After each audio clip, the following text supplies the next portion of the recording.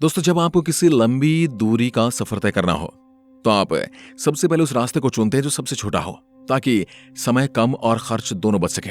पर हर बार शॉर्टकट सही नहीं होता, क्योंकि कई बार शॉर्टकट लंबा पड़ जाता है और खतरनाक भी होता है। ऐसा ही करते हैं हमारे अंतरिक्ष अभियान में लगे अंतरिक्ष वैज्ञानिक। ये सभी एडवांस टेक्नोलॉजी का प्रयोग करते रहते हैं। नई नई टेक्नोलॉजी के लिए ये देश एक बड़ा बजट भी रखते हैं। लेकिन क्या आप जानते हैं, ये सभी शॉर्ट मेथड का इस्तेमाल नहीं करते। जब कोई दूर का मिशन रहता है तब ये सीलिंग शॉर्ट मेथड का प्रयोग करते हैं। सीलिंग शॉर्ट मेथड और डायरेक्ट मेथड में क्या अंतर है, ये हम आपको आज बताने वाले हैं। और किस मेथड से हमारा चंद्रयान 3 ट्रैवल कर रहा है, ये भी आपको इस वीडियो में जानने को मिलेगा। सीलिंग शॉर्ट मेथड यानी पहले आप अर्थ के ऑर्बिट में रॉकेट को लॉन्च करेंगे, ग्रेविटेशनल फोर्स को बीट करेंगे और अर्थ के ऑर्बिट में आ जाएंगे।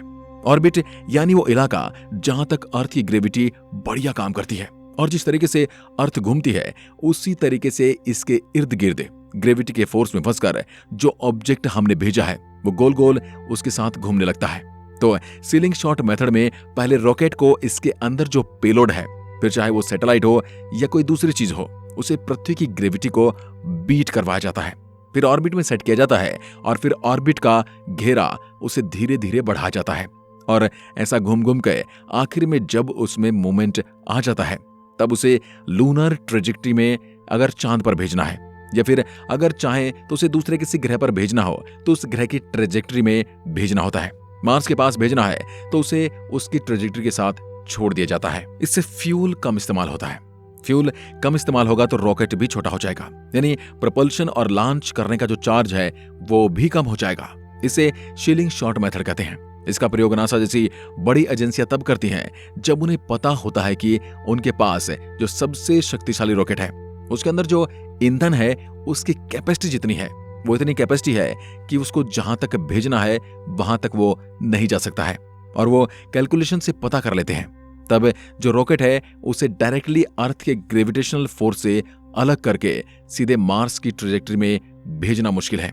इसलिए इतना फ्यूल कैपेसिटी वाला रॉकेट अभी मानव जाति ने डिजाइन ही नहीं किया है। उतना पावरफुल रॉकेट है नहीं हमारे पास, तो हम इस्तेमाल करते हैं इस मेथड का। जिसके लिए हमें करना क्या होता है, कम फ्यूल जलाओ, रॉकेट में जितना हो सके उतना फ्यूल भर लो, जितनी तुम्हारी कैपेसिटी हो उतना भर लो। लेकिन क्योंकि ये डायरेक्टली वहां तक लेकर नहीं जा सकता है, तब इसे सीलिंग शॉर्ट मेथड से भेजना पड़ता है। ज्यादा लंबी दूरी का जो सफर है उसके लिए बड़ी स्पेस एजेंसियां सीलिंग शॉर्ट मेथड का इस्तेमाल करती हैं, और उनके पास इसके अलावा कोई चारा भी नहीं होता है। जबकि इसरो जैसी स्पेस एजेंसी हैं जिनके पास बजट कम मिलता है, ये कम बजट में रहती हैं, इसलिए अगर पास में ही भेजना है तो कम रॉकेट फ्यूल यानी छोटे रॉकेट का प्रयोग करते हुए इसे सीलिंग शॉर्ट मेथड से भेजती है। अब दुनिया ये देखकर हैरान हो गई कि कहां तक पहुंच गया है इसरो का चंद्रयान 3। आज की तारीख में चंद्रयान 3 अर्थ की चौथी ऑर्बिट में जा चुका है। पहली ऑर्बिट, दूसरी, तीसरी और फिर चौथी, और ये टोटल 5 ऑर्बिट चेंज करेगा अर्थ के राउंड में। इसके बाद चंद्रयान 3 लूनर ट्रेजेक्टरी में जाएगा, फिर वहां पर 5 बार ऑर्बिट में घूमेगा और चंद्रमा के ऑर्बिट में फिर लैंड करेगा। अब लोग हैरान हो चुके कि चंद्रयान 3 थर्ड ऑर्बिट में इतनी सफलतापूर्वक कैसे पहुंच गया है। अगर आप किसी काम को करेंगे तो 1 शॉट में आपका रॉकेट जा रहा है, सीधा लूनर ट्रेजेक्टरी में जा रहा है। तो ऐसा हुआ तो आपके पास प्रोसेस कम हो गई। आपको कुछ लेंदी प्रोसेस नहीं करने हैं, आपको सिर्फ एक ही प्रोसेस करना है। डायरेक्ट आपने भेज दिया चांद की ट्रेजेक्टरी में, और फिर फेल होने के चांसेस कम हो गए क्योंकि आपके प्रोसेस कम हो गए। लेकिन यहां तो चंद्रयान 3 को बहुत सारे प्रोसेस से गुजरना पड़ रहा है। 5 बार इसे ऑर्बिट चेंज करने हैं। ऐसे में कहीं भी गलती हो सकती है। हो सकता है जब ऑर्बिट चेंज करने के लिए उसके इंजन को चालू किया जा रहा है, क्योंकि ये कम फ्यूल के साथ जा रहा है। ऐसे में एक पर्टिकुलर टाइम में जब वो धरती के पास पहुंचकर बाहर की तरफ जाता है तब उसकी इंजन को चालू किया जाता है। फिर उसकी जो दिशा है उससे हल्का सा बदला जाता है और थोड़ा आगे बढ़ाया जाता है। और ऐसा बार बार करके हम इसे बंद और चालू करते रहते हैं। इसरो के वैज्ञानिकों द्वारा ये मैनुअली और ऑटोमेटिकली दोनों तरह से होता है। इसके बार बार ऑर्बिट बदलना और लंबे से लंबे ऑर्बिट में वो चक्कर काटने लगता है। ऐसे में बहुत सारे प्रोसीजर लगाए जाते हैं। कहीं पर एक भी प्रोसेस अगर आपका फेल हो गया तो आपका मिशन फेल हो सकता है। उदाहरण के लिए मान लीजिए बेंगलुरु का जो इसरो का स्टेशन है वहां से सिग्नल भेजा गया कि इंजन ऑन करिए, और वहां नहीं हुआ तो उसी ऑर्बिट में गोल गोल चंद्रयान वहीं पर घूमता रह जाएगा। ऐसे बहुत सारे प्रोसेस हैं और दुनिया हैरान है कि कितने सिस्टमैटिकली इसरो इसे चला रहा है।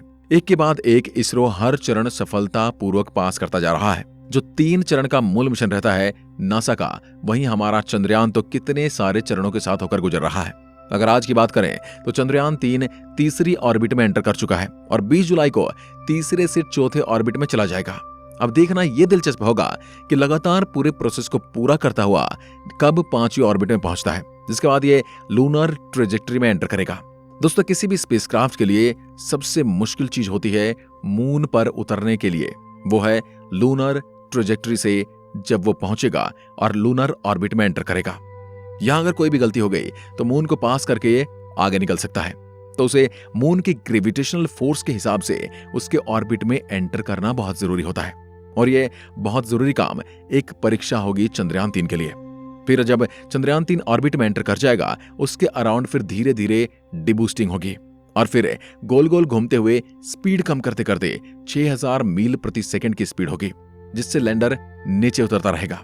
जब प्रोपल्शन मॉड्यूल से लैंडर अलग होकर नीचे आना शुरू हो जाएगा, तब उसकी स्पीड 6000 किलोमीटर प्रति घंटा रहेगी।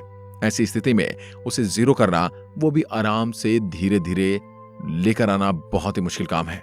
पूरी दुनिया आंखें फाड़ कर देख रही है कि कैसे चंद्रयान 3 लगातार आगे बढ़ रहा है और हर चरण को पास करता हुआ क्लियर कर रहा है। इसरो के साइंटिस्ट और उनका स्टैंडर्ड ऑपरेटिंग प्रोसीजर सक्सेसफुल होता नजर आ रहा है।